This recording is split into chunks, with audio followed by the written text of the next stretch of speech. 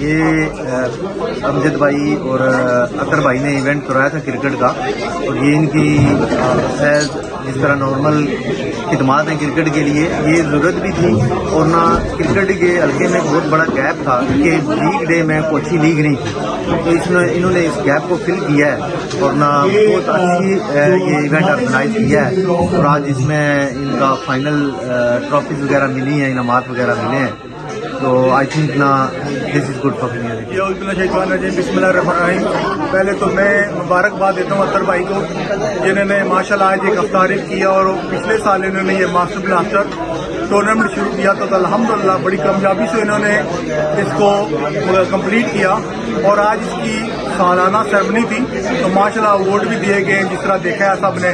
اور ہمارے مہمان بھی آئے ہوئے تھے، تو میں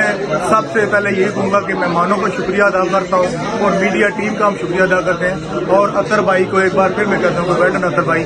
اسی طرح لگے رہے، ہم آپ کے ساتھ ہیں۔ ماسٹر بلاسٹر کی اینول جو سرمنی آج منعقد کی گئی ہے کہانی ریسٹورینٹ میں،